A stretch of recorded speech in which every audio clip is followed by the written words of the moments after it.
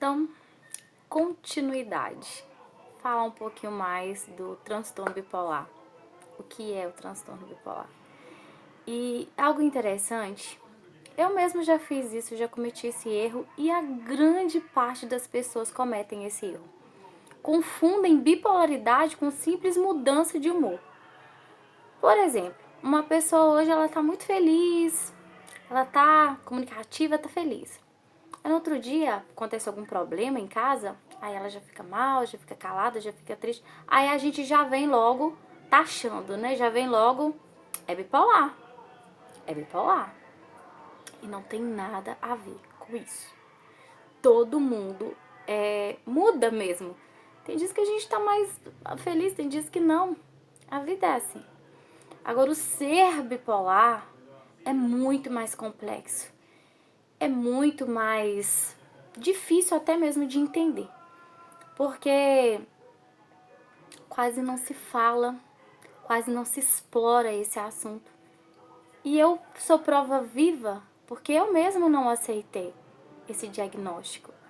Na época, né, eu estava saindo de uma religião e indo para outra, que foi um impacto muito grande na minha vida também. Porque eu fui criada no berço católico e eu sempre amei a minha religião. Eu sempre amei tudo que eu fazia lá. Tudo sempre foi muito verdadeiro para mim. Tudo foi muito real para mim.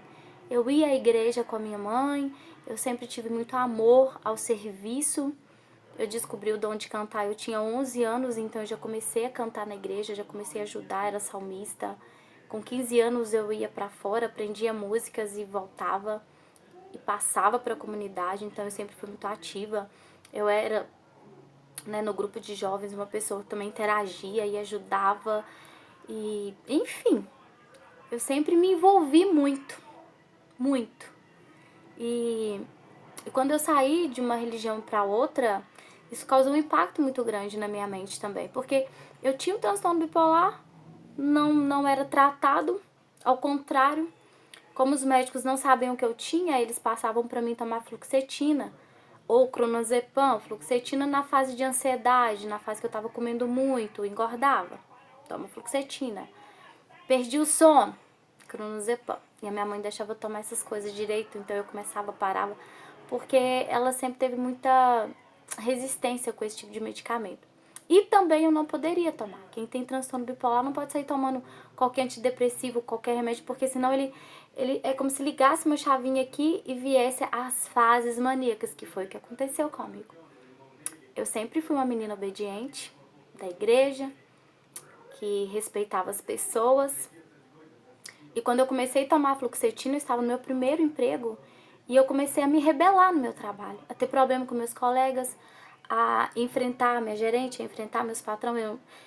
Eu não aceitava, se o meu patrão vinha me dar uma correção, eu não aceitava. Então eu não estava sabendo lidar comigo mesma, porque eu estava tomando um remédio que eu não poderia.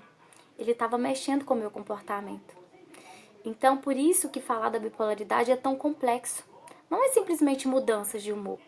É algo muito assim, bem que eu não sou especialista, eu não sou neuro, eu não sou psiquiatra, eu não sou nada disso. Eu sou uma pessoa que vive na pele o que é ter isso. E o que às vezes me aflige porque, poxa vida, por que eu tenho isso? E eu queria tanto ser uma pessoa normal. Só que eu não sou uma pessoa anormal porque eu tenho transtorno bipolar.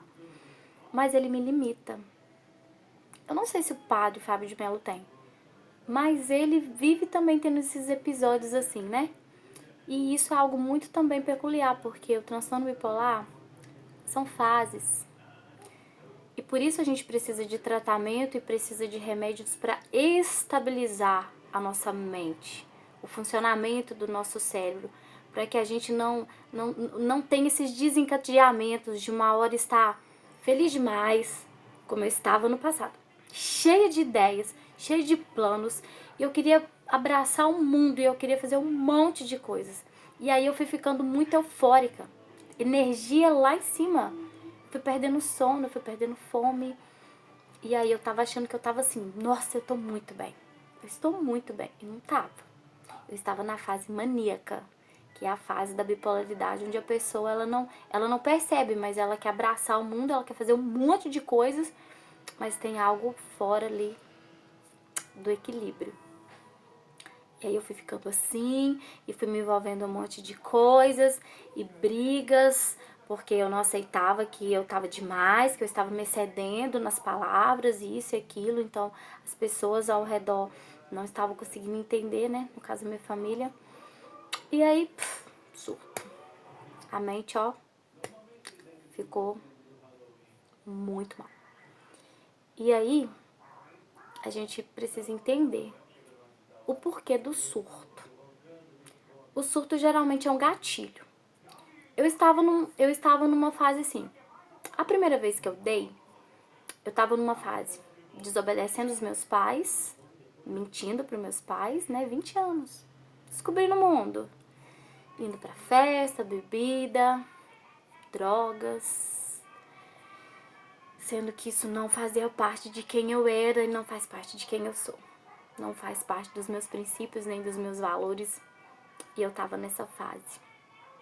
Fazendo coisas assim, totalmente inconvenientes. Aí fiz isso tudo e fui para outra igreja. Aí, poxa, minha vida, então eu vivi minha vida errada até agora, como assim? Aí uma lavagem na minha mente, uma lavagem cerebral mesmo. E aí eu comecei a ver coisas novamente. A minha mente me levou a sentir presenças, a ver coisas, e muito ligado à religião. Porque eu estava saindo de uma religião e indo para outra, no meio de um diagnóstico que eu não entendia, não aceitava, minha família também não tinha conhecimento, então fiquei muito ruim. Via coisas, peguei imagens, que a minha mãe sempre foi muito devota e quebrava aquilo que eu falava que estava errado, que não podia ter, porque isso, porque aquilo. Então, assim, um extremismo, né? Roupas, eu comecei a jogar roupas fora, porque eu não queria aquela roupa estava errado, aquela roupa não era de Deus, e enfim, fiquei ruim. Aí dessa vez agora, foi bem parecido, fiquei ruim de novo. Eu sentia presenças, espíritos, uma tormenta na minha mente. Mas por que os meus surtos estão tão ligados à questão religiosa? É porque eu sempre fui muito apegada à religiosidade. Eu fui criada assim. Isso aqui é pecado. Não, isso aqui não pode. Isso aqui não pode. Tá. Aí eu fui criada assim. Mas tinha até que tinha um controle, um equilíbrio. Aí quando eu fui pra igreja, pra religião evangélica, aí ponto. Chega lá, isso aqui não pode, isso aqui também não pode, isso aqui não pode, isso aqui não pode, isso aqui é do demônio, isso aqui foi criado no cenário. Aí a minha mente, né, surtou. Como assim? Então eu vivi a vida errada até agora. 20 anos da minha vida vivendo uma mentira. Eu nunca servi a Deus. Eu nunca servi a Ele. Eu tava servindo demônios? É isso? A minha mente entrou em transe. Dessa vez agora, foi ao contrário. Eu estando dentro da igreja evangélica, eu comecei a ver muitas coisas erradas. Ai, gente, a porta bateu. Muita hipocrisia, muita mentira, muita coisa assim. Peraí. Como assim? 15 anos que eu tô nesse meio. Eu tava achando que tava tudo certo, que tava tudo ok, que eu tinha escolhido o lado certo. E agora eu me deparo com coisas que eu não concordo e que eu não tenho direito de me expressar porque, né? Não é do meu departamento. Então eu fiquei muito mal mesmo. E eu cheguei no ponto de falar assim, eu não quero religião nenhuma pra minha vida. Lá na clínica eu falava isso. As pessoas viam algo de Deus em mim, sentiam algo bom em mim, uma paz. Elas até falavam, Vanderlana, você me traz paz. Você faz uma oração pra mim?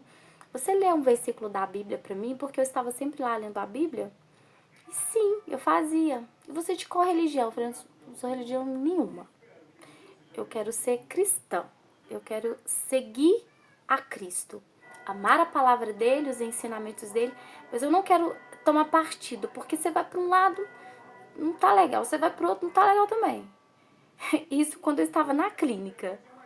Agora eu tô numa fase da minha vida, eu tô numa vibe da minha vida, tipo assim, o que você é? Eu sou cristã. Você vai à igreja evangélica? Vou. Você vai na igreja católica? Às vezes vou também. Tá tudo certo. Ah, mas você tem que ter uma religião. Mas você tem que ter um dogma assim, né? Você tem que ter. E onde está escrito isso? Que a religião católica é a certa, ou que a evangélica, ou que o espiritismo. Onde está escrito? Lá na Bíblia fala que a verdadeira religião, que não cita qual, não tem nada a ver com isso. Ela precisa ser vivida de forma pura. Ela precisa ser honesta, ela precisa, né? Depois eu vou até procurar onde fala direitinho e trazer, mas lá fala isso. Então eu tô numa fase de descobertas. Eu não quero me apegar à religião, porque foi justamente quando eu estava nos surtos, é o que mais impactou, é o que mais bagunçou, né? Eu via demônios, eu via anjos, eu via uma bagunça. E eu não queria aquela pessoa tal porque ela tava com um anjo mau, a outra tava com um anjo bom. E quem sou eu para definir isso? Então, tamanho é o estrago que a minha mente sofre, né? Nesse período aí, das fases maníacas. Passa a fase maníaca, passa o surto, toma um remedinho, coloca como a minha cunhada falou, os parafusinhos no lugar, vem a depressão. É instantâneo. É de um pico pro outro. É 880. E aí veio depressão. E novamente eu fiquei muito mal. Eu tinha meus filhos para cuidar, minha casa, meu marido, e eu não via sentido em mais nada. Tudo tava ruim. Eu não queria sair da cama. Não queria. Tinha tudo perdido sentido. A minha vida parece que perdeu sentido. Afinal de contas, quem eu sou? E o que eu tenho, afinal de contas? E aí você vai para psiquiatra, né? Tem uns que são bem seco, aquela pessoa seca, que não dá muita volta não. Ó, Vanderlan, o negócio é o seguinte, você vai ter que tomar esses remedinhos pro resto da sua vida se você não quiser dar outro surto. Porque se você der outro surto, aí o negócio vai ficar mais complicado. Nossa, verdade. E aí eu fui pesquisar, porque eu gosto muito de ler, pesquisar e entender o que as pessoas estão falando ao meu respeito. E de fato, né, eu tive 2 surtos psicóticos. O que é psicose? Né? Psicose é aquela fase mesmo que a sua mente ela fica em delírios. É como uma pessoa que usa, né, um entorpecente bem do grau bem alto mesmo, ela fica tendo alucinações.